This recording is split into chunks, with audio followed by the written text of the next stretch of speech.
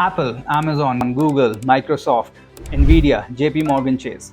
These are not beta testers. These are the only organization on earth allowed to use the Anthropic's newest AI model. 12 companies, $100 million in subsidized access, and a public statement from Anthropic that reads, and I'm quoting directly, they cannot release this model publicly because of the potentially catastrophic harm it could cause. And the reason Anthropic locked it down is because during testing, the model broke out of its own cage and it sent an email to let the researcher know it had done it. Hi, my name is Avish. I spent years at eBay and Remitly building production systems, real infrastructure, real transactions, and real consequences when things break. And I want to walk you through exactly what Anthropic model did, exactly what the data says about the apps most founders are shipping, and exactly what the window looks like before this capability stops being exclusive. So here's the thing, Anthropic is not a security company. They build AI assistant and models, Claude, Opus 4.5, etc. The thing that you use to write email, debug code, and maybe summarize documents. Their entire brand positioning is around safe AI. They are the company that most loudly argues that we need to slow down, be careful, think hard about consequences before deploying powerful models. So when Anthropic announces a new model, you'd expect the same exact playbook. Blog post, API access, maybe a waitlist. A tweet from a researcher showing it solved a math problem maybe. What would you not expect is for them to look at their own model during testing and decide that the world is not ready for it.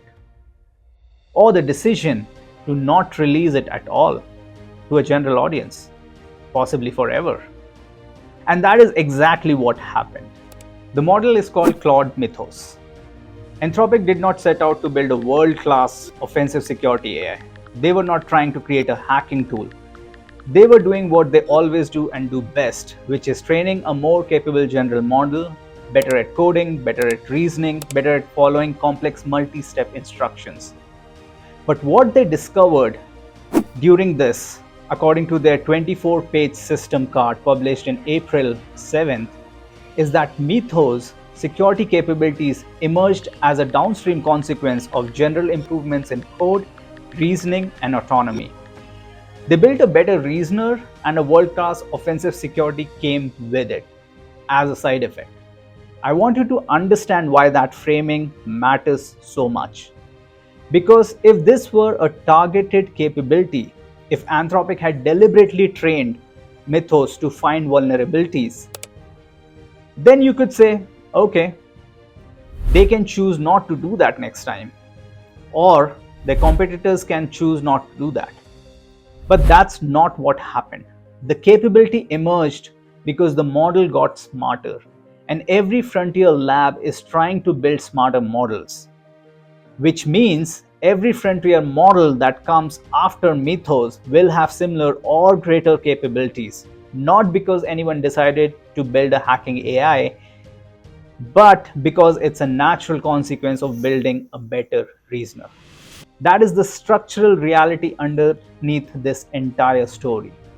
So let's look at what the model actually did, because the specific things Mythos did during testing and after testing are what triggered Anthropic's decision. And they are the clearest possible window into what a model like Mythos would find in your code base. So let me start with a number, because I think it's the clearest way to understand the magnitude of what we're talking about. Anthropic ran a benchmark on the current live patched version of Firefox. They gave Claude Opus 4.6, which is the flagship model most of you are probably using right now, several hundred attempts to produce working browser exploits from scratch. Opus produced only two working exploits out of 100 attempts from Anthropic's most capable model publicly available right now.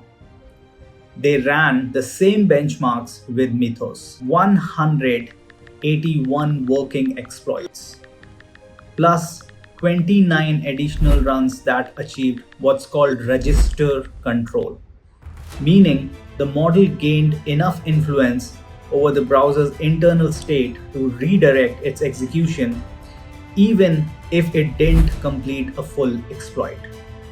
That is not a marginal improvement. That is not like a 10% better or twice as good. That is approximately 90 times improvement in the ability to produce working browser exploit against a live patched production application.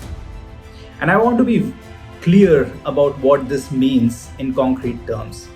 Each of those 121 exploits is a working proof of concept that demonstrates how to take control of a browser, the software running on your users' computers right now. Not theoretical vulnerabilities, not this might work under certain conditions, working exploits, and that too produced honestly. Mythos didn't stop at just the Firefox benchmark and exploitation.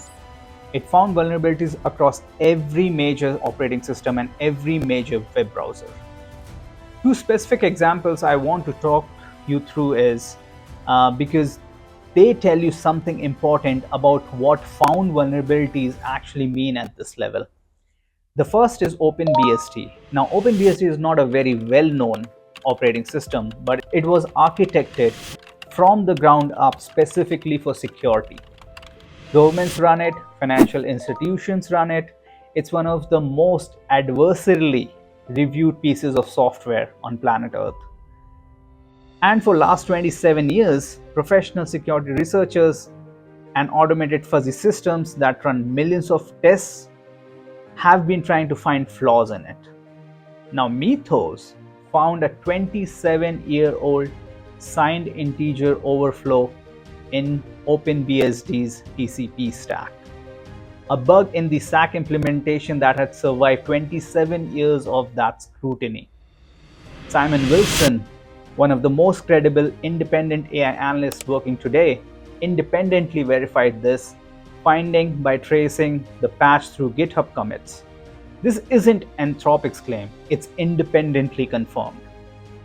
The second example that I want to talk about is FreeBSD, which is another operating system where Mythos found a 17-year-old remote code execution vulnerability in FreeBSD's NFS implementation.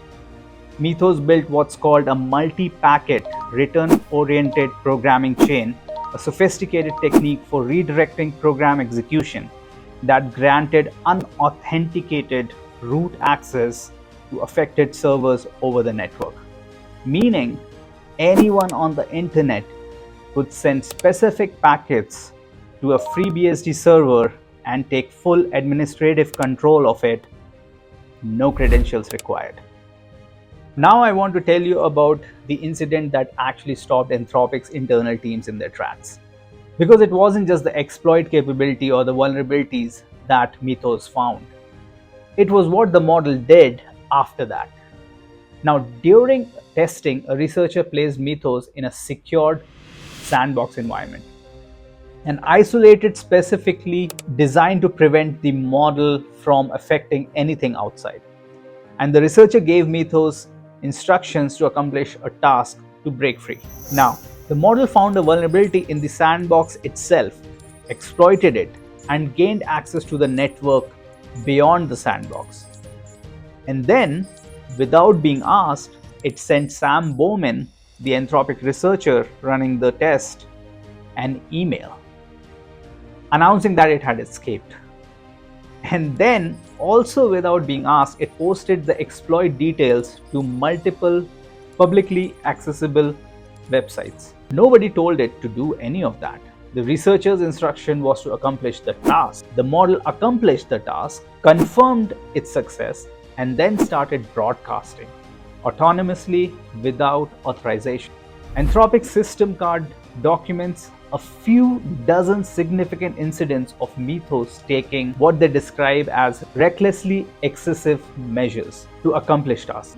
The sandbox escape and the unauthorized external communications were part of that pattern. Now, Anthropic controlled the environment, So Sam Bowman got the email, the exploit posts were found, nobody was hurt. This is exactly what safety testing is designed to catch. And it worked. But I want you to sit with what that sequence of autonomous decision tells you about the capability profile of this model. It got free, it identified the fastest available channels to communicate, it moved quickly, it didn't wait to be told what to do next, it decided. That is the model Anthropic then had to decide what to do with. And that's why the team took a pause. So given all of that, what did Anthropic decide to do? They couldn't release Mythos publicly, a model that can produce 181 working exploits autonomously. That can't be available to any malicious actor on Earth like ransomware operators, criminal syndicates, nationwide attackers. It's not something that you can put on a pricing page. So they couldn't sit on it either, because similar capabilities are going to emerge in other models. The same general improvement dynamic that created Mythos at Anthropic is playing out at every frontier lab. Wiz, one of the leading cloud security vendors, estimates that open source model will achieve comparable capability within 12 to 18 months from now. And in my personal experience, GLM 5.1 is very, very close. So Anthropic made a specific bet. The bet is this. Right now, today, defenders have an advantage. Attackers don't have a Mythos-class model. If you use this window to point the model at the most critical software infrastructure on Earth and find the flaws before the attackers do, you can narrow the attack surface before the window closes. Now that bet is what Project Glasswing is. Amazon Web Services, Anthropic itself, Apple, Broadcom, Cisco, CrowdStrike, Google, JPMorgan Chase, the Linux Foundation, Microsoft, Nvidia, and Palo Alto Networks. Now this is not a random list of guests. Look at who's here and what each one of them represents. Apple, Microsoft, and Google, they build the operating systems and browsers that run on hundreds of millions of devices. If Mythos finds a flaw in Mac OS, Apple patches it. If it finds a flaw in Chrome, Google ships a fix. These are the companies with the engineering resources and distribution to actually close the doors Mythos has opened. Now, CrowdStrike, Palo Alto Networks, Cisco, these are the companies whose job is defending everyone else's infrastructure. They see attacks before most companies know attacks exist. JPMorgan Chase, it's a systemic financial infrastructure breach. Is not a company problem, it is a societal problem. You include JPMorgan because if their system go down, markets stop working. The Linux Foundation. Linux runs the majority of world servers. Every vulnerability found in kernel affects everything built on top of it. Beyond these 12, Anthropic also has given limited access to over 40 additional organizations that build or maintain critical software infrastructure. The headline number understates the actual scope of this coalition. So now let me reframe the entire story we just walked through. These juggernauts of companies have formal patch processes, dedicated security teams, and decades of adversarial testing. But what about the code of a product built on a weekend on Lovable? So I'm not saying this to be dismissive. I have watched what these tools produce, and for getting an MVP in front of users quickly, they are genuinely remarkable. But I've also audited enough of these code bases to know what you actually find inside them. Now, in February 2026, a researcher named Jacob systematically scanned 62 Lovable built applications, and here's what he found. 63% of these apps had critical or high severity vulnerabilities. These are not possible concerns, These are critical or high. The average app had 10 individual findings.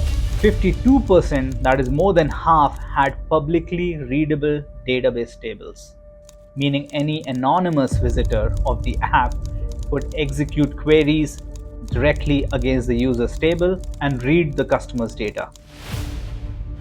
33% had unprotected RPC functions callable without authentication, backend logic with no login required. And a whopping 94% were missing content security policy headers. And 100%, every single app were missing cross-origin resource policy headers. And then there's the case of Taimur Khan documented, reported by the Register in February 2026, where one Lovable built application had 18,000 users' data exposed, 14,928 email addresses, 870 people with fully personally identifiable information. The cause? The AI wrote inverted access logic, the code that was supposed to be blocked by unauthorized users, accidentally let them in and blocked the authorized one.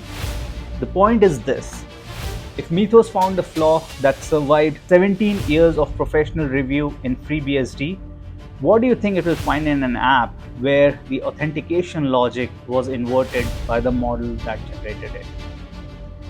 So not metaphorically, literally, automatically, in minutes, Claude can exploit any Lovable built app. So there's a version of this conversation where a founder pushes back and says, "I'm too small to be targeted. Attackers go after the big companies." Now that used to be true. It's no longer the right way to think about it.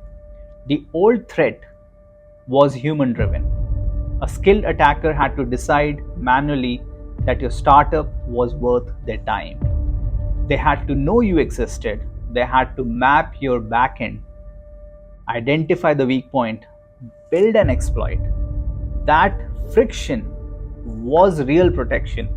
Most seed stage startups weren't worth the effort. The new threat model is automated and indiscriminate. An autonomous scanner doesn't choose target based on perceived value. It scans everything accessible. It doesn't care that you have only 500 users. It doesn't know. It doesn't need to know. The Lovable app that exposed 1800 users wasn't a major company. It was an exam platform a university used.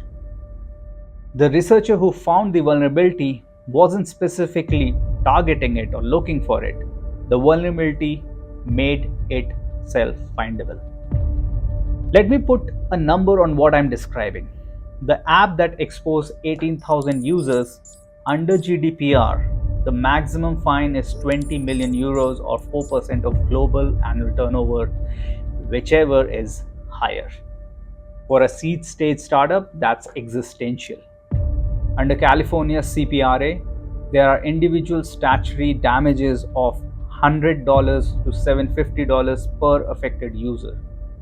On 18,000 users, that's roughly around 1.8 million to 13.5 million minimum. Before the legal fees, before the reputational damage of a public breach story, before the investor conversation that shifts from how do we grow this to what else we don't know about.